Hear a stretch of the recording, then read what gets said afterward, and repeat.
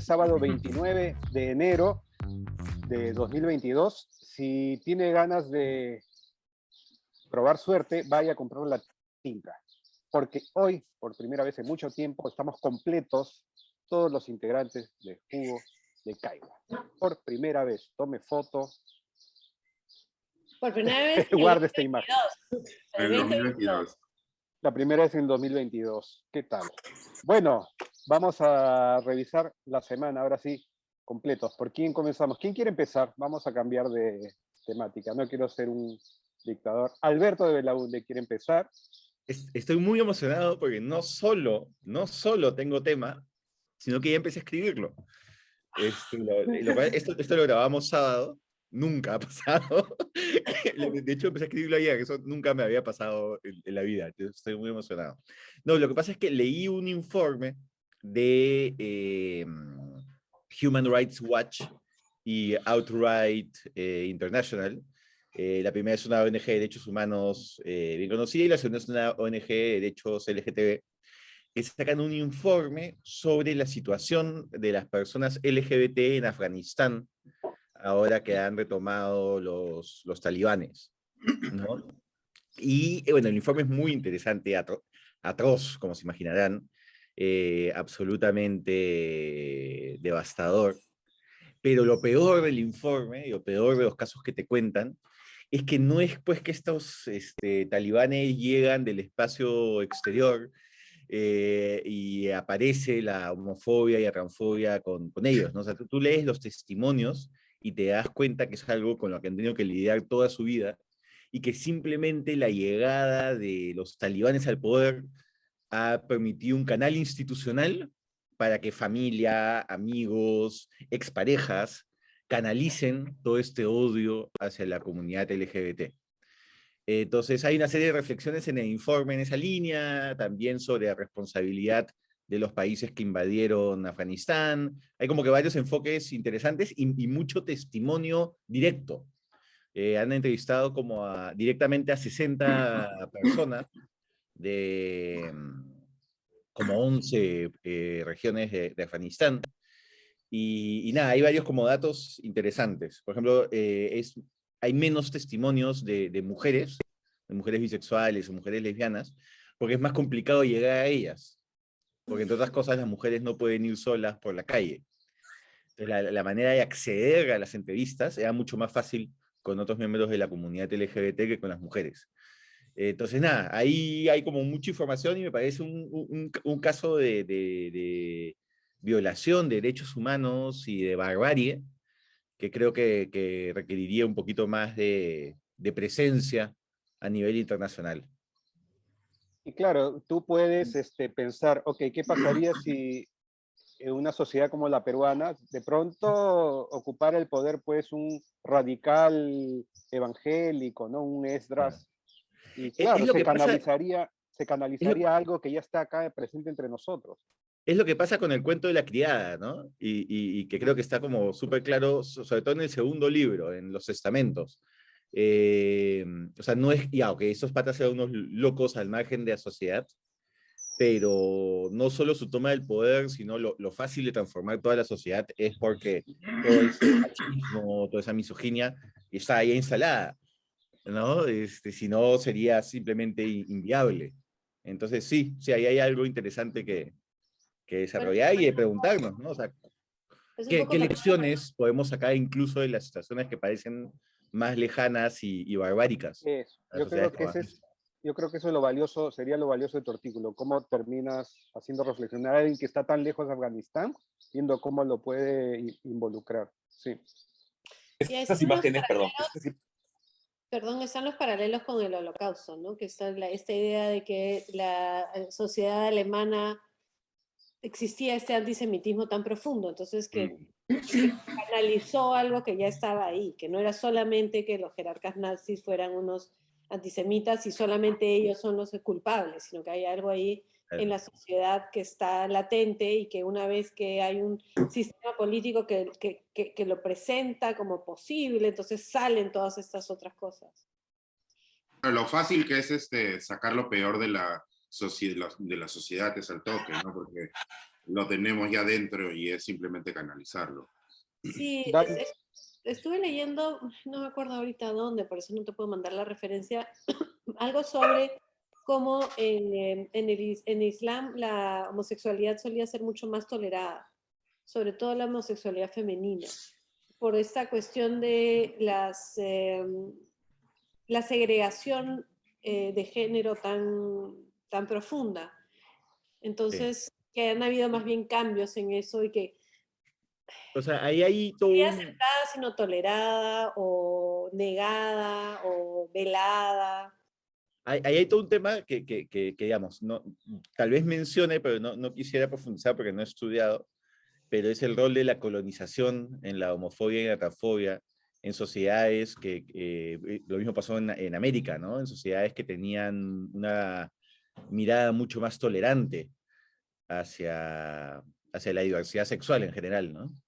Y me parece recordar que hay un estudio, que tampoco recuerdo dónde lo he visto, pero que los lugares que fueron colonizados por los franceses son más tolerantes a la homosexualidad que los lugares que fueron colonizados por los ingleses, o al revés. Pero que ese impacto de la colonización sobre la visión de la homosexualidad en el mundo árabe es bastante interesante porque el mundo árabe es muy diverso y es muy grande. Claro. Hay un Dante, dato... ¿tú quieres acotar algo? Dante, me Sobre pareció... Sí, que creo que Karen Armstrong ha escrito sobre el inicio de la discriminación fanática en el Islam. Y es una capa. Yo estaba pensando, perdón, solamente quería apuntar una cosita. Esas escenas que eran en Afganistán, esas escenas que compartía la prensa de cuando lanzaban desde los techos a los homosexuales. Sí, ese fue el Estado Islámico. Pero ¿qué fue en pasó? Afganistán. Lo que pasa es que esa es una imagen bien, o sea, yo la recuerdo bien claramente, ¿no? Entonces, me parece como, quizás podría ayudar si el texto que tú estás, sobre la base de lo que estás trabajando es un informe, partir con una imagen o apoyarte en imágenes, ¿no? Que pueden ser unas horripilantes, ¿no? Pero igual ayudan a la, gracias, ayudan a la visión del fenómeno, no siempre, ¿no? Sí, eso, nada más. Y una de las cosas bacanas del informe es que es un informe que se construye en base a testimonios en profundidad, ¿no? Entonces hay muchos casos y son cosas espantosas, familias, también una cosa que pasa mucho, que es personas gays que terminan uniéndose a los talibanes y empiezan a denunciar a todas las personas, a todas las exparejas con las que han estado, ¿no? Que ya después el momento de, o un instinto de supervivencia máximo, pero también una desesperación y una homofobia internalizada, ¿no? Que pasa mucho. Hay un dato interesante, Natalia, ahora que mencionas el Holocausto, que es que recién en 1985 se considera a los homosexuales víctimas del Holocausto. Hubo como 100.000 prisioneros en los campos de concentración, pero durante 40 años no era considerado que estuviese mal que hubiesen estado ahí. Y de hecho, varias de las víctimas hay un libro lindo que se llama lindo en el sentido de bien hecho. Se llama Branded by the Pink Triangle, que era el triángulo que estaba así es. Y lo que dice es que muchos de los sobrevivientes del Holocausto luego terminaron presos por las leyes antisodomía en la Alemania democrática. En la Alemania también. Alemania posguerra. Ah, es verdad, sí. En Alemania también esa ley Recién en el sobrevivió. 2002. El siglo Recién en el XX. 2002, Alemania anula la sentencia. Qué bárbaro. Impresionante. Impresionante. Es en la República Federal Alemana, obviamente no en la República Democrática. Claro. Y yo creo que eso también, como ahorita las cosas que se dicen sobre Afganistán, también hay que verlas en relación a la salida de Estados Unidos de ahí, ¿no? Entonces, sí es cierto que el talibán hace muchas cosas horribles, pero creo que eso no justifica, digamos, la reinvasión de Estados Unidos a Afganistán o el hecho de que sabes, que Estados Unidos empieza a ocupar espacios porque se cometen estas atrocidades. Digamos que esa no es la solución última, ¿no? Sino que... Y de hecho, la última ley antisodomía fue aprobada durante el gobierno democrático, durante la invasión de Estados Unidos. Estados Unidos no hizo nada, ¿no? En 2018. Sí, ese mensaje tiene que quedar súper claro para que no parezca como que un grito civilizador, ¿no? Detrás del artículo. Y que tampoco es que en Estados Unidos sea pues un paraíso absoluto para la población LGTBIQ, ¿no? O sea, hay todavía demandas pendientes y que, bueno, son una forma de más bien pedirle cuentas a Estados Unidos, ¿no? O sea, tú vas a otros países pretendiendo ser como el liberador de estas comunidades, pero en el propio país no es tan así, ¿no? Tal cual. Gracias, Alberto. Gracias. ¿Alguien más quiere compartir de qué piensa escribir esta semana? A menos que haya alguna catástrofe ecológica más o algo así. Aquí el segundo chancón, entonces. Ese, Hugo Ñopo. Y entonces, hoy sí estoy chancón, de verdad, porque ya tengo la columna escrita. Ah, qué bueno. Es más, la voy a leer. Te ganó, te quería ganar. Él te quería ganar. No, pero es que ya la había anunciado hace un par de semanas, ¿no? Les había contado esto de que la inflación, que ha sido particularmente más alta para los pobres, y entonces, ¿qué está pasando con el poder adquisitivo de ellos? Y cómo es que una buena intención como subir el salario mínimo resulta siendo inocuo o hasta perjudicial para ellos, ¿no? Esa es la columna. Y de hecho, te la pienso pasar hoy, Gustavo, porque mañana salgo de viaje y voy a estar como offline 3-4 días. Entonces no voy a poder mirar la columna después. Me voy a perder el partido, de hecho. Voy a estar en un lugar donde solamente vamos a escuchar por radio el partido. Ah, mira. Buenísimo. ¿Qué es Muy eso? bien. Es verdad, es verdad. Ya era crónica de un artículo anunciado. ¿Alguien más que quiera compartir? Creo, yo me mando a decir de qué creo que voy a escribir esta vez.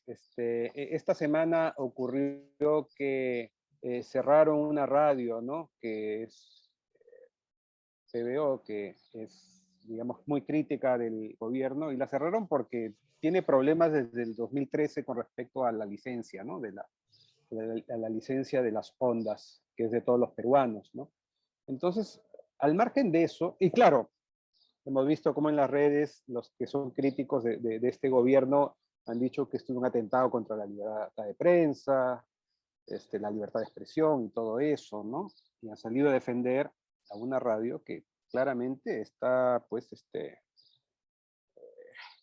no está al día, no es formal en ese aspecto. Entonces creo que quiero escribir sobre hasta qué punto siempre dejamos a la informalidad, a la irregularidad como una constante y estamos dispuestos a defender la irregularidad, la informalidad, anteponiendo a otros valores. Y me pregunto si es que en el fondo no es esa defensa soterrada de los informales que somos, lo que ocurre, pues, lo que ocasiona que tengamos estas desgracias, estos políticos, ¿no? Creo que voy a escribir sobre eso. O sea, porque finalmente todo es, oye, cumple tu protocolo, sé riguroso, no te dejes llevar por el, ya, qué chucha, eso se arregla después, porque finalmente después tenemos cosas como la que vemos con Repsol, ¿no? Creo que de eso voy a escribir, no sé qué les parece. Es monstruo, mira, en un país tan informal como el nuestro, o sea, donde 70 y tantos % de los empleos son informales, donde, ya no sé el porcentaje, pero un porcentaje muy alto de las transacciones comerciales son informales, donde tantas cosas son informales. De hecho, la informalidad nos toca a todos transversalmente en múltiples formas, ¿no? Sin embargo, a la hora de discutir sobre la informalidad, todos decimos, ah, sí, hay que combatir la informalidad. Pero ya cuando nos toca a nosotros y no podemos estacionar ahí donde, oye, un ratito nomás, pues, porque ya pues, solo voy a hacer una cosita aquí en la esquina, o así sin factura nomás, pues, para que me ahorre un poquitito, un sencillito. O sea, siempre cuando nosotros queremos ser los infractores o los informales, ya miramos con ojos distintos, ¿no? Es una cosa es mirarlo en el abstracto, donde nadie quiere la informalidad, y la otra es lo que estás diciendo, ese concreto de, oye, ya pues, no le hace daño a nadie, ¿por qué me molestas a mí? ¿O por qué no te fijas en los otros 800,000 que también incumplen igual que yo? Claro. Sí, de acuerdo. Siempre hay una justificación cuando uno va a... Siempre hay una justificación, Claro. en efecto. A eso iba con lo de la radio, por ejemplo. La justificas porque, claro, son críticos del gobierno y los están Claro. amenazando, pero, pucha.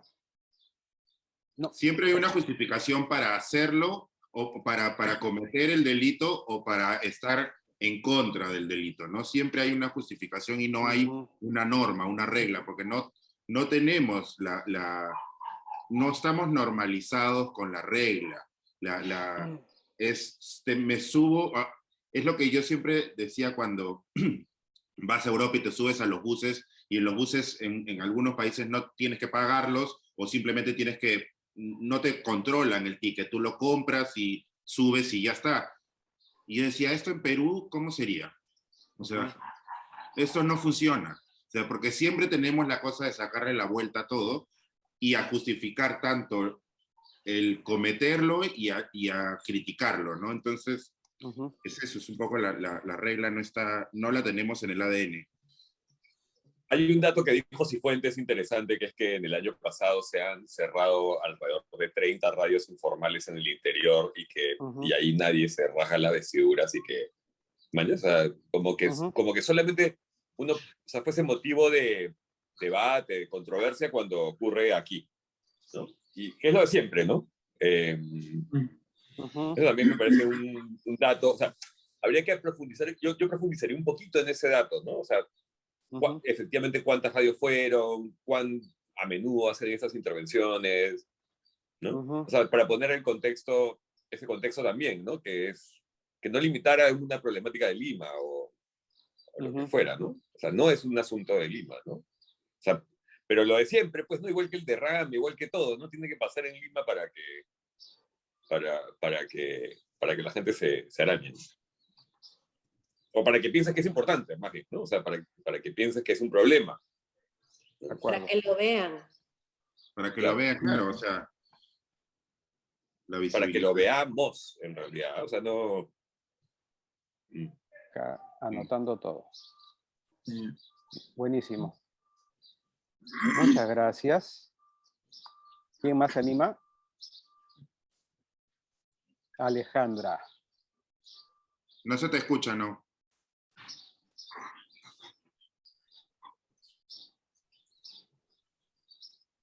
Dos años y medio de pandemia usando Zoom. Sí. Científica. Los bloopers, dice Sharon. Haciendo doctorado y todo. Yo le pido disculpas a los suscriptores por este tipo de situaciones.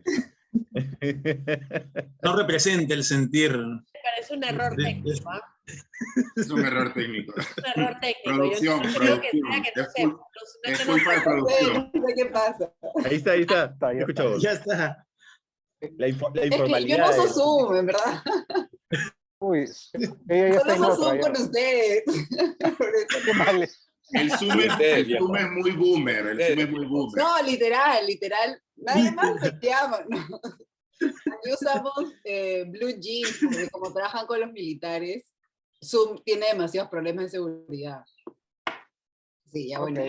no sé qué iba a decir. Iba a decir que el dueño de la radio no es Philip Butters, o sea, en verdad es porque ese señor es súper ruidoso y que por eso todo el mundo ha pegado el grito al cielo, ¿no? Pero si fuera una radio de cualquier otra cosa, o si Belmont no fuera el dueño o su hijo X, ¿no? O sea, si cierran doble 9, alguien Claro. se va a gustar. De acuerdo. Tiene que ver con la política. Aparte de Gustavo, ¿no? De acuerdo. Si Sí, cierran sí. doble 9, Hugo, yo y yo vamos a ir a hacer una manifestación. Claro. Vamos a encadenarnos ahí. Una vigilia.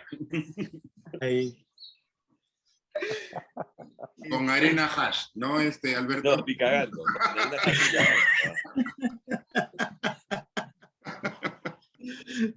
Bien faltoso No, con el no, hashtag. no confunda. No, pero lo que Ale acaba de decir sí es una característica adicional de esta informalidad siempre, ¿no? Que es la tercerización de la informalidad. O sea, alguien es el que hace la ilegalidad, entra en la zona gris y de ahí hace una transacción con otro. Y ese otro después resulta a veces hasta engañado, ¿no? Y así, y después a veces se hace con otro, con otro. En educación es muy común esto de los famosos códigos modulares, ¿no? Códigos modulares son las licencias para abrir colegios. Y típicamente los colegios funcionan con códigos modulares que no pertenecen al colegio mismo, sino que pertenecen a 2 o 3 otros colegios. Y entonces ya es difícil hacer el trazado de la informalidad. Lo mismo SUNAT tiene un montón de problemas en ese sentido. Y está también en el mundo inmobiliario, ¿no? Esas ventas, ventas sobre ventas sobre ventas que después hacen imposible hacer seguimiento a la legalidad de los terrenos, de los edificios, de tantas cosas. Acá, anotando todo. Ale, ¿tú tienes algo para esta semana? No, nada. Es que ya me aburrí el coronavirus. O sea, ya me aburrí escribir de eso. Pero sí hay temas. O sea, podría escribir sobre las nuevas medidas del MINSA que han acortado los tiempos, ¿no? Y nadie sabe por qué. Pero eso sí tiene evidencia científica. Eso, o probablemente puede ser eso, que muchas medidas en Perú se toman y no comunican cuál es la evidencia, por qué. Entonces la gente, por ejemplo, yo sí vi respecto a esta disminución de días, en Perú seguía siendo 14, lo cual era extremadamente largo, porque ya todos los países habían pasado a 10, y es más, los países ahora están en 5 días o en 7 días, y yo vi en Twitter que un montón de gente decía, ¿por qué de 14 a 10? Y yo, esa discusión fue como el año pasado, ¿no? Dicen, es porque las empresas, bla, bla, bla, y es cierto que aquí en Estados Unidos sí ha habido como lobby, sobre todo de las aerolíneas, para reducirlo a 5 días, pero ya de 14 a 10 ya no es el lobby empresarial, no es la CONFIEP, ¿no? Entonces, eso podría ser. Y sí, y tenía otra idea, no sé, es que estoy con lo de mis exámenes, entonces en verdad mi cerebro está como que off, totalmente. Y algo que se desprende de eso, Ale, es algo que tú decías la otra vez, no sé si llegó a salir en el Zoom, y es que o esto ya está en retirada, o puede haber alguna variable que se esté gestando ahora, ¿no? Que había una certeza sobre esto, pero creo que todo va decantando hacia que esto ya está en retirada. O sea, al menos es lo que he leído sobre Europa y sobre Estados Unidos. Todo el mundo está como que sí, ya es el fin, pero por ejemplo en Estados Unidos fallecen como 2.000 personas al día por COVID. Es un montón, o sea, en Perú hemos vuelto al número de 100, a los 2 dígitos, que también es bastante, ¿no? Obviamente, decir, mueren 100 personas en un país por una enfermedad es poco al día, ¿no? O sea, o en el mes, no sé, depende cómo lo estemos midiendo, ¿no? Pero no sé, aquí un montón de gente está empujando por esa narrativa, pero está bien alejada de la realidad. O sea, mi roommate que es enfermera es como que, o sea, todo está repleto, todo está colapsado igual. Entonces, no. O sea, sí es una idea que está dando vueltas, pero no está tan segura, ¿no? Que puede ser más un wishful thinking que una... O sea, igual yo leí un poco como que el hecho de esta narrativa justamente de ya esto se vuelve endémico y se acaba, no es como que ya se vuelve endémico y se acaba, porque endémico también había un montón de enfermedades que efectivamente, como tú dices, son enfermedades agresivas, que matan gente, entonces no es que se acaba.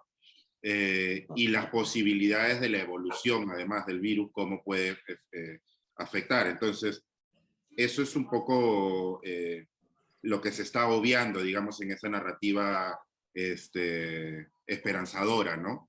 Además, cuando se habla de esto, como que ya solo va a afectar a algunos, normalmente pensamos ya en no vacunados o en pacientes con algún problema del sistema inmune, ¿no? Y ellos son o sea, sobre todo los pacientes con problemas del sistema inmune, es donde se generan más variables, porque son que su organismo no tiene la capacidad de respuesta, entonces ahí es donde se generan nuevas variables, o sea, no específicamente, pero en mayor proporción, ¿no? Entonces igual esta idea de, o sea, aquí sí hay ese reproche de que dices, ya solo alguna gente va a ser afectada, pero ese grupo es un montón de gente, y es un montón de gente que es mucho más vulnerable. Entonces, sí, o sea, entiendo las dos versiones, pero en verdad es bien mala onda también. Como decir, ya va a ser el problema de la gente que tiene otra enfermedad, ¿no? Como que Bueno, así acá en el dice. Reino Unido han decidido que ya se acabó COVID, que ya no se tiene que usar máscara en ninguna parte, que ya vive tu vida nomás, y si te mueres, ya está. Si total Boris Johnson va a seguir haciendo fiestas y ha hecho fiestas saltándose encima de todo, ya no saben qué hacer, a carpe diem total, Sharon. O sea, ya bueno, pues si te toca morirte, ya te morirás, pues, ¿no? Ya será tu problema. Pero lo que es bien loco es que han quitado ya no es obligatorio usar máscaras y vas a transporte público y toda la gente enmascarada. Ujú, Como que claro. no importa lo que me diga el gobierno, yo creo que todo esto todavía no se acabó. Ujú. Eso es Bueno, interesante. ha pasado mucho, ¿no? Yo lo vi en Madrid la otra vez que estuve en diciembre, la gente, ya la restricción de las mascarillas en la calle había completamente pasado, nadie supuestamente, no había ninguna restricción, y tenías al 80% de la gente en la calle enmascarada, en la calle, o sea, En antes Perú de... también, ¿ah? O sea, en Perú obviamente sí es la norma, pero igual podrías quitarte las mascarillas en algunas ocasiones que no hay nadie y la gente es como que no, o sea, igual hay No, claro, acá hay un al tema criterio, ¿no? inclusive de moral, ¿no? La gente te ve por la calle sin mascarilla y te mira como diciendo, ¿qué haces sin mascarilla, desgraciado maldito? Es así, o sea, es completamente opuesto, es mucho más agresivo. Pero bueno, eso. Sí, creo que voy a escribir eso sobre la menos cuarentena, ¿no? Porque sí influye un montón, o sea, 14 días es un montón de tiempo, son 2 semanas, ¿no? O 3. Entonces, pasarlo a 10 o a 7 o sea, es bastante para, también como que promueve que la gente haga mejor las cuarentenas, ¿no? Pues tú dices 14, dices, no, no tengo COVID, ¿no? Pero sí, eso. Alberto, ese fondo va más con tu camisa, te felicito. Tienes alma de... Ya me estaba cayendo el sol y se estaba volviendo un interrogatorio. Bien. Sí, ¿Quién ahora, más? esas conversas, Vale. Ale, esas conversas van a cobrar momentum ahora que se viene, por ejemplo, el partido este del martes, ¿ya? Y la discusión acerca de si el estadio, aforo de 30%, 50% o 100%, porque además los demás países están dando aforo de 100%. Ayer vimos el estadio este en Barranquilla lleno, lleno. ¿Cuán sensato es esto? No se sabe, ¿no? Y para marzo esa discusión va a ser, o sea, para las fechas de marzo, las 2 fechas finales de marzo, esa discusión va a ser muy calentada. O sea, O lo sea, chévere sería seguir a esa gente, no hacer un estudio ahí, pero yo creo que en Perú no hacemos ese tipo, o sea, no hay tantos fondos y no hemos hecho muchos estudios de seguimiento. O sea, en otros países sí vemos cómo a partir de un matrimonio siguieron a todos y cómo se contagió. Acá sabemos por redes sociales, ¿no? Pero no es como que nadie los esté siguiendo, ¿no? Claro. Como que nadie los esté siguiendo, todos los están siguiendo y sabemos sus nombres. Y O sea, además, sí, pero no hay como que, o sea, midiéndoles los pero anticuerpos. es científico, es chismoso nomás. La Aquí es un diferencia tema social, ¿no? O sea, ¿con quién te contagiaste? En el matrimonio, ¿de quién te contagiaste? gracias, Ale. Sharon, ¿quieres Habría que ver compartir también con nosotros? cómo van a ser si es que va a haber alguna consecuencia del levantamiento de las cuarentenas, del toque de queda, ¿no? Porque recién se va a ver eso, digamos, dentro de una semana, ¿sí? Si es que han aumentado los casos. Que yo supongo que no, pero también podría pensar que sí, digamos, ¿no? O sea, no vale, no sé. Con lo feliz que estabas con tus fiestas de toque a toque de nuevo antes. Sí, bacanales, bacanales. Arena Hash y Ruli Rendo. Mira, Ruli Rendo, monstruo, pero ahorita Hash, eso Toque, toque, eso es como tortura china, más bien. debilucha. Bueno, entiendo entonces, Dante, que tu artículo de la próxima semana va a ser sobre Arena Hash. Claro. No, Claro. la semana pasada no pude sentarme a escribir porque no tuve un día especialmente complicado, pero sí sé de lo que voy a escribir y no tiene absolutamente nada que ver sobre nada de actualidad, es lo más inactual posible y pero sí, medio que ya lo pensé, no me senté a escribirlo, pero por lo menos no voy a llegar al jueves sin saber de qué escribir. Quiero escribir sobre la relación de la gente con las plantas a propósito de la pandemia. sobre unas cosas que he leído. He estado leyendo cosas fantásticas sobre o sea, hallazgos sobre la comunicación entre las plantas y los humanos, etcétera, ¿no? Y es algo que... Y la relación que la gente ha tenido durante la pandemia con las plantas, ¿no? Así como había gente que tenía pan, etcétera, hacía pan o desarrollaba algunas otras, no sé, pues más relación con sus animales domésticos, por ejemplo, también con las plantas domésticas, ¿no? Entonces, y el otro día yo puse una foto porque estaba feliz porque mi orquídea había dado 9 flores y me sentí de pronto, o sea, que o me he vuelto viejo o simplemente me he vuelto más sensible al tema de las plantas, ¿no? Entonces, sí, es Son las dos. o las dos cosas, ¿no? Entonces, es bonito porque me puse a pensar que, por ejemplo, las plantas, o sea, el hecho de tener plantas y cuidarlas, más allá de que está demostrado, o sea, según las cosas que he leído, que sí hay una relación directa entre, ya no ni siquiera lo que decíamos antes de la música, ¿no? Sino que, tipo que si tú le pones un polígrafo a una planta, puedes medir su reacción en relación a muchísimas cosas, y que si tú te comunicas con la planta, sino, y sobre todo en momentos de crisis como la pandemia, pues te exige ser más contemplativo, ¿no? Te exige no puedes, es una relación larga, no puedes esperar una reacción inmediata. Nosotros estamos acostumbrados a que todo sea acción-reacción y que los estímulos, no a ser sobreestimulados, digamos, ¿no? Tener plantas te obliga a lo contrario, ¿no? Te obliga a ser paciente, a desarrollar una relación en silencio, etcétera, ¿no? O sea, es algo que de hecho te hace bien, digamos, ¿no? Entonces, un poquito de todo eso, me acordaba del título de ese libro precioso de Pron que se llama La vida interior de las plantas de interior, y es un poco eso, ¿no?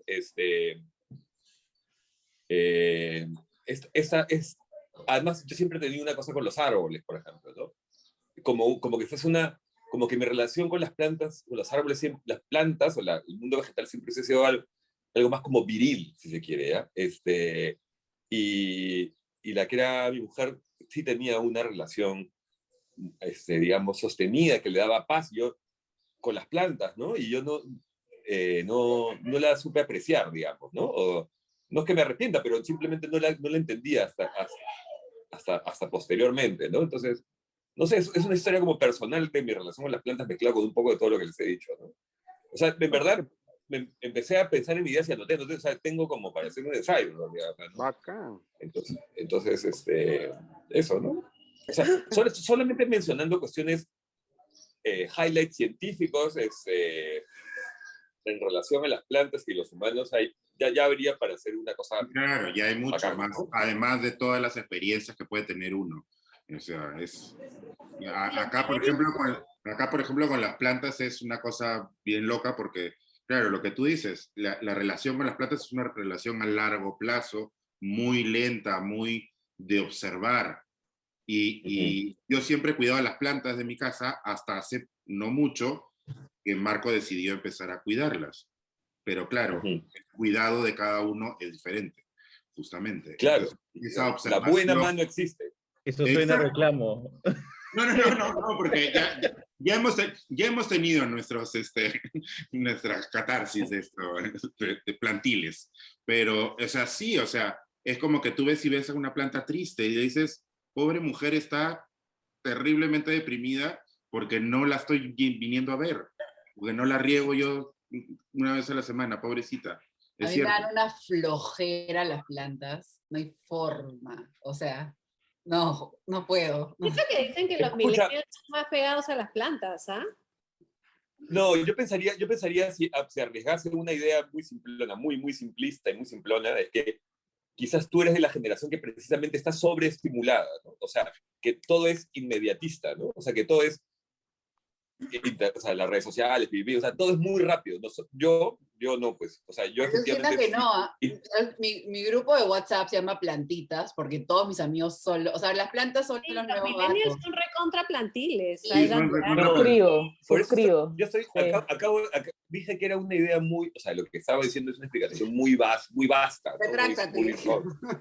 Pero, por ejemplo, cuando dices, Pero cuando dices que es planta, ¿es por qué? Porque te parece aburrido. Pues todos decimos planta refiriéndonos a algo aburrido, ¿no? Es plantaza, no se mueve, es inmóvil, planta. Pero aquí planta tu tono, ¿no? Claro, o sea, Creo que es por- la quietud es aburrimiento, digamos, ¿no? Porque necesitamos estar así. No, ni tanto, ¿no? o sea, es más porque tengo que revisarla todo el tiempo. Eso, o sea, la constancia es lo que a mí me aleja. No La tanto que no se práctica. mueva, Yo sino es también más de creo, como que tengo que chequear esto.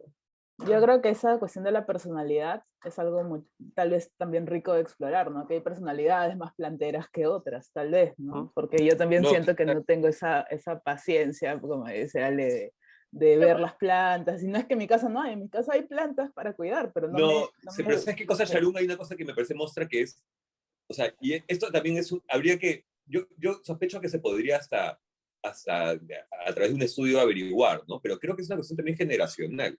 O sea, creo que cuando eres más joven eres menos tolerante a esa espera, digamos, ¿no? Pero claro, otra vez estoy exagerando, estoy diciendo algo que no, o sea, se presta a excepciones, ¿no? Pero se me Como te ocurre que a medida que envejeces, eres más paciente con esas cosas. A lo mejor te ves reflejado también en esas, o sea, muy, muy entre comillas, digo, sabiduría, digamos, de la espera y de la contemplación. Muestra, Ale. La planta. Carlos me regaló una planta y, o sea, bueno, va como un mes ahí. Cada vez en todo el mes no le he vuelto a poner agua. O sea, Pero ¿sabes qué? No sé Dante, si llega al segundo mes, ¿ah? Yo tampoco, la verdad. No, esas aguantan, dale. Oye, ya, ¿sabes qué? No, yo intenté una vez ya, pero acá lo que la mata, igual que a mí, es la calefacción. Porque la planta o es tropical o es del invierno. Y acá es como súper exagerado eso. No sé. bueno, a mí me pasa que no puedo con las plantas del interior, pero sí puedo cultivar un jardín y tener paciencia para que poner en el otoño los bulbos para que salgan en la primavera. Me encantan las rosas, me encantan las enredaderas, me encantan y cuido muchísimo mi jardín de afuera y el jardín de adentro. Pues Y eso era yo también, pues. también maté una Yo también, o orquídea. sea, lo exterior, lo salvaje, como decía, o sea, el bosque, los árboles, siempre. No, este es mi como jardín, eso. el jardín de mi casa, que Ya. finalmente he plantado, y además también me gustaba, sobre todo, cultivar cosas. Una época cultivaba espárragos en Inglaterra y se demoraban 4 años en salir, Wow. pero salían 3, pero no importa, Añejos, salían añejos, ya añejados. salían añejos, pero yo no sé, no me compro el tema de la generación alucinante porque he leído mucho de los Yo millennials, tampoco, no. de los millennials sobre todo, con una obsesión plantil millennial. Claro, es como lo de los gatos y las Es plantas. eso, como hay que- personas de perros y personas de gatos. Exacto, es No, eso. pero que Mira, incluso se ha puesto de moda para ciertos grupos de millennials el tema plantas. Lo he leído en algún lado. No, y es Han rarazo, aparecido influencers que son de plantas y todo eso, claro. Es Por rarazo el supuesto. hecho de cómo te afecta la relación con la planta, porque, por ejemplo, yo soy una persona sumamente práctica y me gusta la inmediatez, resolver las cosas rápido, pero con las plantas me toma toda la vida y tengo una perseverancia alucinante. Y la he tenido toda la vida desde chiquito. Me acuerdo con los jardines de mi casa, siempre los he cuidado yo, siempre he tenido ese interés. Pero, claro, por el otro lado, Marco es mucho más contemplativo en otras cosas, pero sin embargo, una planta la ve un poquito mal, te dice, no, ya mátala. Compremos otra. No, ¿cómo la vas a matar? Pues no te pases. Claro, yo jamás mataría una Mi planta, planta jamás. está triste, mira, está acá mi planta, está bien triste después de mi ausencia, mira. Claro, obvio. Eso que yo no la riego nunca, pero bueno. A mí lo que sí me ha ocurrido con la pandemia es que si bien yo no tengo la paciencia de las plantas y esto, sí me preocupo más por ellas, por los árboles, camino y me preocupo por ver cada árbol, cada arbusto, por saber su nombre. Eso es algo que no me había pasado. Claro. Y ahora sí, antes era muy de ciudad, de ver, no sé, Eso sí es vejez. construcciones, autos, motos, pero ahora sí me fijo mucho más en los Eso árboles. sí es generacional. Eso sí es ¿Tú vejez. crees? Alberto dice que le está pasando con las aves. Bueno, sí, también, con las aves también me está pasando. Porque También. claro, en mi caso veo los árboles y veo las aves que se posan en los árboles. Man. Y vas con tu bolsita de pan seco al parque. Empiezas No, a no lanzarlo ahí. No, ya. No llega, no llega. No sé. Bueno, Hagamos eso un pues. geriátrico de jugo de caiba. Gracias, Dante. La actualidad- ¿Alguien Ya. más? Sharon, ¿quieres compartir tu tema de la próxima semana? Sí, gracias, Gustavo. Esta vez tengo temas. Bueno, es un esbozo, no es un tema terminado, pero gracias, Ale, por la Por lo celebración. Tengo un tema, una idea de tema que surge justamente a partir de, bueno, han pasado muchas cosas, pero digamos que la entrevista al presidente la semana pasada me dejó como un cúmulo de reflexiones que todavía no logro articularlas todas, pero decidí empezar por una que tal vez pueda ser útil, que es responder a la pregunta, ¿quién es el presidente? O la presidenta, porque lo estoy pensando más en términos del cargo, ¿cierto? Del cargo y qué cosas se le puede exigir al presidente y en qué términos, y qué cosas en realidad no. Y justo hablaba con Gustavo antes, una preconversación a la reunión, que es que para mí el reto de esta conversación es que no parezca como que estoy tratando de librar de responsabilidades al presidente, evidentemente, porque hay cosas que sí realmente podría estar haciendo mejor y no las está haciendo, sino de entender que no es normal que centralicemos tantas cosas en la figura del presidente. Entonces, tenemos un sistema presidencialista, es verdad, pero hay cosas que es raro que, por ejemplo, sintamos que es el fin del Perú porque el presidente no responde bien a una entrevista, ¿no? No me parece como muy, bueno, es mi perspectiva, no me parece como muy coherente respecto a lo que la presidencia implica. Entonces, quería como tocar ese debate. Es más, no hablar de Castillo, solo para terminar, no hablar de Castillo, sino de la presidencia como la figura, y que justamente la corrupción nos ha hecho pensar que el presidente puede hacer lo que le da la gana, y no es así. No, de eso no se trata. Bueno, el artículo 110 de la Constitución dice que el presidente personifica a la nación.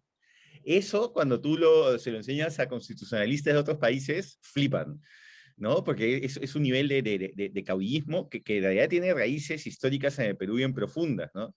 Uno lee El Siglo de Oro de Leguía, y es casi pues Dios, ¿no? Que ha venido a gobernar los destinos de la patria, ¿no? Entonces ¿verdad, es algo no? muy, muy arraigado en nuestra república, ¿no? No me había puesto a pensar que es hasta versallesco, ¿no? El Estado soy yo. Es una cosa como, es una figura pues absoluta, es como un rey si quieres, pero no tiene ese mismo poder porque por otro lado el Perú es un presidencialismo parlamentarista también. Y ahora nos hemos movido cada vez más al parlamentarismo que puede tener un poder de veto y sacar al presidente si tiene número de votos, sin importar las razones. Eso también es interesante, ¿no? Pero me parece muy, muy bacán, Sharon, que lo veas como una visión institucional. Tú no estás hablando de Pedro Castillo, quién es o no, sino la figura de qué cosa es, o podría ser o debería ser un presidente, o qué es lo que esperamos que sea un presidente. Es interesante eso. Hay otros sistemas que son presidencialistas, donde el presidente no tiene ninguna relevancia real más que ceremonial, donde la persona que realmente lleva el gobierno es el primer ministro, la primera ministra. Alemania es un ejemplo, Austria es otro, donde tienen presidentes, los presidentes son decorativos, y también es raro que los tengan, porque dices, ¿y para qué tienen un presidente? Porque justamente cumple la función que en otros países cumple un monarca o un soberano. Entonces, es muy raro todo este asunto, y como dice Alberto, que el caso peruano que tenemos escrito en la Constitución, con todas sus letras, que el presidente, la presidenta, personifica la nación. Eso es muy Y yo tengo una concepción, no sé si te parece que, o sea, también estamos acostumbrados a escuchar escuchar de los presidentes todos los días, ¿no? O sea, ya sea por Twitter, por declaraciones. Entonces, como Castillo no ha dado, en este caso, muchas entrevistas, es una entrevista en la que todos ponemos el foco, ¿no? O sea, a mí me parece que me pasa eso, no es como eso, no conozco al presidente, entonces pongo toda la intensidad en una sola entrevista que puede haber salido bien, puede haber salido mal, ¿no? O sea, no me ha dado tiempo para ver, por ejemplo, para leer la de Hildebrand, entonces yo pienso que a mí personalmente me pasa eso, ¿no? Como que necesito más información para entender a esta persona y la única entrevista que da o que veo, no, porque digo que no entiendo mucho, ¿no? Entonces pienso que también pasa eso, ¿no? O sea, que muchas, o sea, obviamente, diga lo que diga, hay gente que iba a odiar esa entrevista y iba a decir, etcétera, ¿no? Pero pienso que también esa falta de información hace que todos nos centremos en esa única entrevista, ¿no? Sí, Como las expectativas, algo así, ¿no? sí. Es difícil justificar a alguien tan limitado, ¿no? Pero también es muy sorprendente cómo es que tan rapidito y facilito resbalamos a la discusión, vacancia, vacancia, que se vaya, o renuncia, ¿no? Tenemos cero institucionalidad, nuevamente, en este país tan informal, donde las cosas se resuelven a lo que se pueda. Respetamos muy poco la institucionalidad. Pero en ese caso específico hubo, como ha habido una negativa a reconocerlo por una parte de la sociedad peruana, la respuesta ha sido siempre vacancia porque era ni siquiera queremos que llegue al poder. Entonces, la vacancia siempre está ahí, es como que es una espada de Damocles eternamente encima de la cabeza de este señor, que encima además no habla, no da declaraciones y es a todas luces un inepto. Entonces, pero a mí peor me parece que se haya reunido con los de Repsol a puerta cerrada en la Embajada de España, ¿no? O sea, o sea, cualquier cosa de lo que haya hecho en la entrevista, eso me parece mucho más grave, ¿no? Porque además se reunió el primer lunes, ¿no? Repsol ni siquiera había sacado un comunicado ese día. Entonces, o sea, a veces, claro, yo pienso, tal vez lo que no veo es lo que me preocupa más de lo que veo, ¿no? O sea, en ese caso la entrevista igual me da un poco igual, ¿no? Sabiendo esto me parece un poco más grave. Quien se reunió fue su secretario. Así, pensaba que era ese, ok. No, su secretario y a espaldas de él aparentemente, y eso O sea, lo tienen. todos No, ustedes más bien fue un roche porque no supo que se habían reunido y fue con el embajador y ahí se enteró y eso fue un roche. peor todavía, ¿no? O sea, se supone Claro, que claro. tienes que saber todo, ¿no? No sé. Claro. O sea, eso sí. Gracias, Sharon. Natalia, ¿tienes tema o todavía estás dándole vueltas a algo? bueno, estoy dándole vueltas a varias cosas, así que voy a pedirles su ayuda para que me ayuden a decidir qué tema para esta semana, qué tema para la próxima. Uno es sobre la permanente e inexistente y gravísima crisis política en que nos encontramos. Porque es como que, por un lado, siento que hay fuerzas, ruidos, cosas de las que se hablan. No sé si leyeron este artículo en IDL Reporteros sobre el tema de los cambios en la policía. Supuestamente Guillén, el ministro de Interior, está en problemas. No sé si renunció o no renunció. Renunció. Presentó su carta de renuncia, sí. Pero se le ha aceptado, hay crisis ministeriales, esta es una crisis grave, real. Hay crisis, pues, ¿no? Claro, pero es una crisis, pues, como que no hay, o sea, lees Twitter, yo me he pasado buscando, porque estaba esperando, pues, que reviente esto un poco más, ¿no? Y fútbol,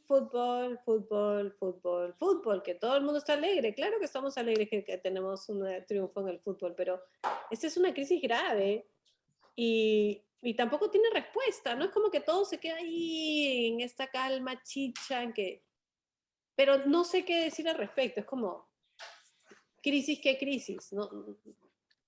Es efectivamente una crisis, pero es como que es ya una crisis tan permanente y por eso no puedo escribir al respecto. Es como que siento que no tengo por dónde agarrarla, no tengo por dónde, es tan amorfa, es tan imposible de centralizar.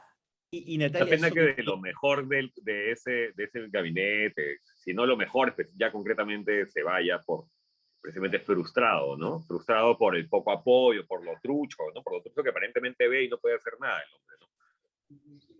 Natalia, y sobre Boris Johnson en Reino Unido, ¿no te gustaría escribir algo? No, Porque, para nada. porque es bien O sea, loco, porque finalmente se está comportando como todas las personas que lo apoyaron y votaron por él, sabía que se iba a comportar. o sea, es absolutamente on brand lo que ha hecho con estas fiestas y eso, ¿no? Entonces, que ahora haya indignación de su partido y de los ciudadanos británicos, es como, oye, ¿en serio?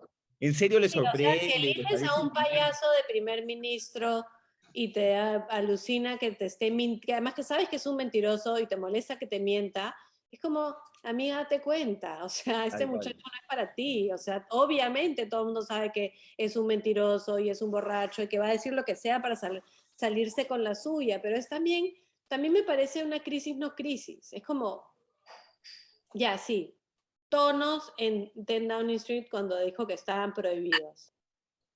¿Eso es realmente lo peor que ha hecho este gobierno? No.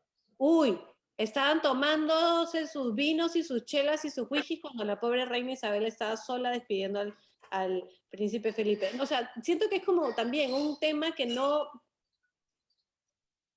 tengo nada que decir al respecto. Me parece tan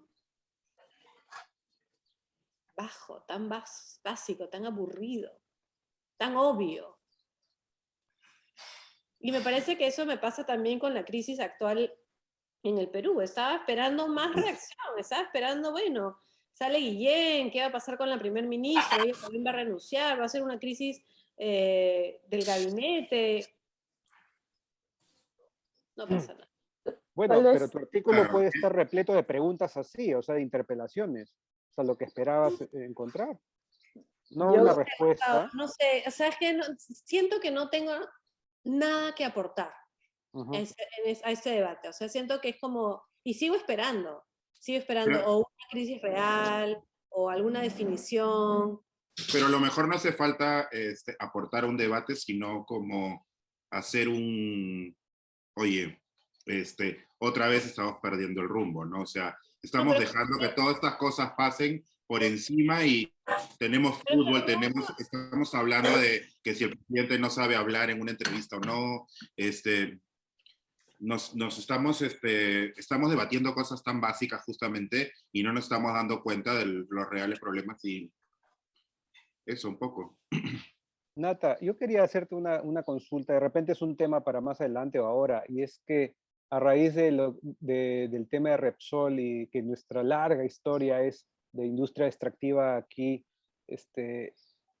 algún tipo de reflexión sobre la industria extractiva en el Perú del siglo XIX, el guano y cómo esto es un eterno círculo. Los también, escándalos del siglo pasado, el contrato Dreyfus y lo que estamos viendo hoy, la Brea y Pariñas, no sé, Claro. no tampoco. sé, es bien deprimente todo eso, porque además, Sí.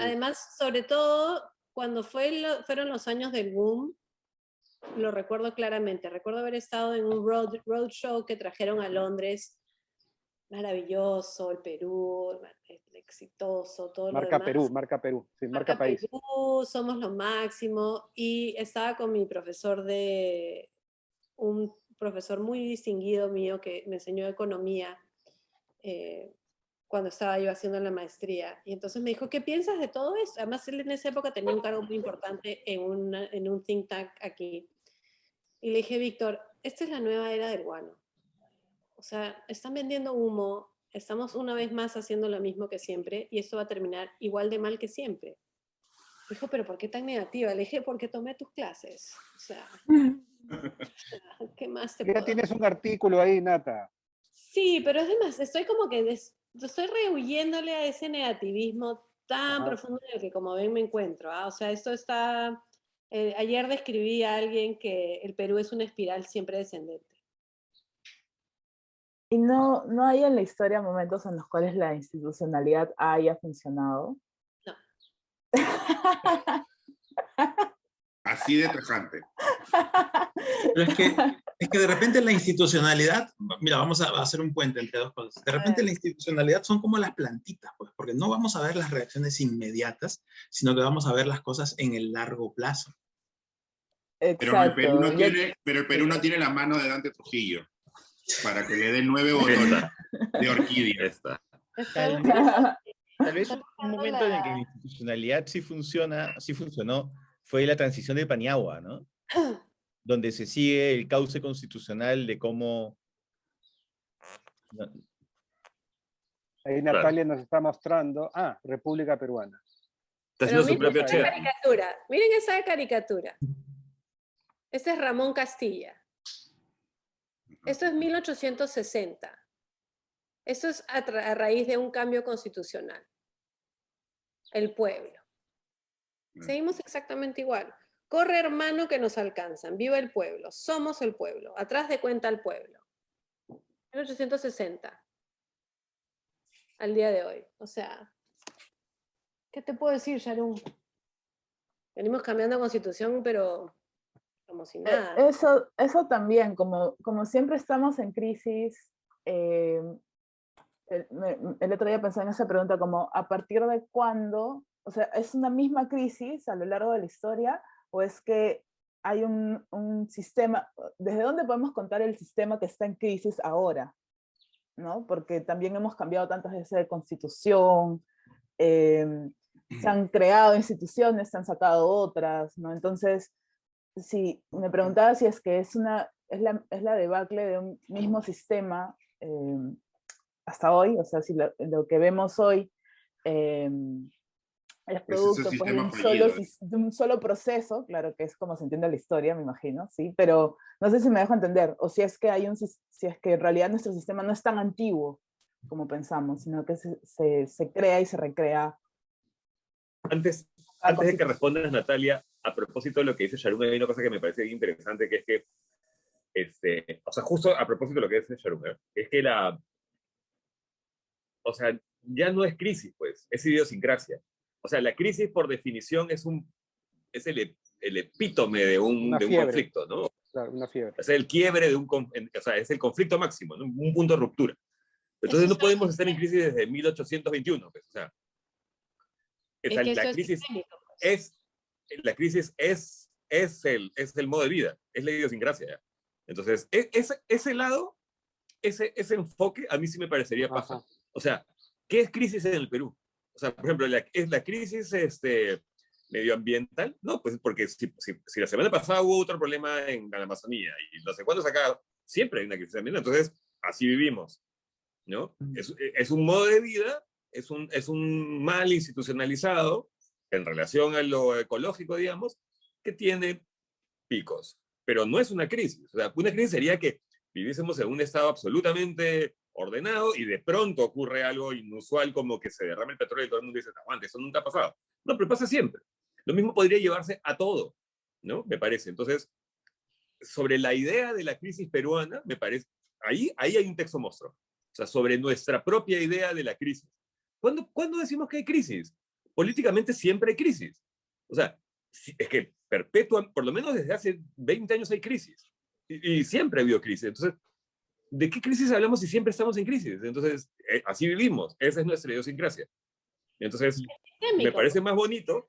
Es sistémico. A ver, una de dos. O definimos en realidad qué es una crisis, ¿no? Y le bajamos la llanta a algunas mediocrisis, ¿no? O asumimos que vivimos en crisis, ¿no? O sea, nuestro modo de vida, nuestro modo de ser es la crisis, ¿no? Es más, nos sentimos incómodos, nos pica cuando estamos tranquilos, ¿no? O sea, no, necesitamos el miedo. Eso me parece, esa idea me parece bonita para desarrollar, ¿no? O sea, ¿qué cosa es una crisis en el Perú? También entra ahí la definición de Estado, ¿no? O sea, ¿cómo esperamos que el Estado, como lo acabas de decir, un Estado en absoluto orden, ¿no? ¿Algo así existe? ¿Un Estado en absoluto orden? En el mundo no hay un Estado en absoluto orden. Pero te pongo un ejemplo, subiéndome a lo que dijo Timmy hace un rato, por ejemplo, ¿no? O sea, tú dices, el transporte en España, por decir, ¿ya? Los transportes públicos en España funciona, todo el mundo le funciona, no hay crisis de transporte. Pero basta con que ocurra un incidente para decir, acá hay una crisis. En el Perú el transporte vive en crisis.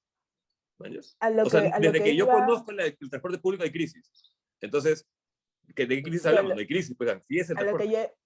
A lo que yo digo es que tal vez nuestra concepción peruana de Estado tiene mucho que ver con justamente esta crisis eterna, ¿no? O sea, cómo entendemos al Estado y su función y nuestra relación con él puede ayudarnos tal vez, o juega un rol en esta explicación de que siempre estamos en crisis, o en crisis desde qué punto de vista también. Pero ojo, que yo no sé si lo planteé. lo estatal me parece que es un punto, digamos, pero hay una cuestión más cultural, me parece. Más ahí, social, claro, más de la sociedad como vive la crisis, o sea, siempre es lo mismo, ¿no? O sea, Pero están, El transporte está están en crisis desde que separados. yo existo. El Estado está separado de la sociedad, cuando en realidad, supuestamente, el origen del Estado es el contrato social, ¿no? Sí, no, de hecho, ya, de acuerdo, pero sobre el Estado está lo social, pues. O sea, el Estado es una creación cultural. O sea, primero es lo cultural y después está el Estado, ¿no? Es Justo por supeditado eso. a la... Justo por Pero eso. por eso, pues, El Estado por que eso- nosotros entendemos en el Perú, tal vez tiene estos elementos de crisis, ¿no? La podría génesis. ser. La génesis de la Pero- crisis está ahí, tal vez, es una hipótesis. La tuya, Dante, es una observación brillante, además rima. Solo añadiría que a los medios de comunicación les conviene usar la palabra crisis, porque vende más titulares, evidentemente, ¿no? Entonces nos hace voltear. Pero Es también es verdad. el miedo permanente. Pero claro, de Es acuerdo. evitar este desconcierto. Pero en realidad creo que voy a escribir sobre el Año Nuevo Chino. Bien, todo esto era para decirles que quieres escribir sobre. Está que les bueno, voy a está escribir bueno. una receta de galletitas. Plot twist. Está bueno, está bueno. Claro, Cookie Ya Fortune. mejor. para todos. Es que ¿sabes qué? Yo siento mucho hastío de todo esto, en el fondo. Ese es mi problema, porque siento, o sea, que es una cuestión tan sistémica, tan profunda, tan grave, que mi optimismo natural se ve completamente avasallado por la realidad. Ha quedado claro, Nata. Pero no sé, Muchas gracias. Está bien, por está otro bien. lado, también, o sea, también hay algo ahí que en algún momento voy a escribir cuando sepa por dónde agarrarlo, así que Ujú. no sé. Dale. Sigue Pero, dándole no vueltas sé, a tu ¿no? mente. Como les digo, me voy a sentar en un ratito a ver qué sale. Así que va a ser el Año Nuevo Chino o va a ser la crisis. Y los pasteles de la luna y esas cosas. Bueno, es el Año Nuevo Lunar, es el año del tigre. Se supone que es un año de cambios y alguien nació en el año 74, es su año. Ah, sí, Gracias. yo no. Gracias, Nata. Bueno, le hemos dado vuelta a la semana y esta vez hemos estado todos. Memorable, reunión sustanciosa también. Nos vemos la próxima semana. Vamos a decirle chao. Muchísimas gracias por seguir sosteniendo la licuadora de jugo de caipa. Nos vemos. Chao.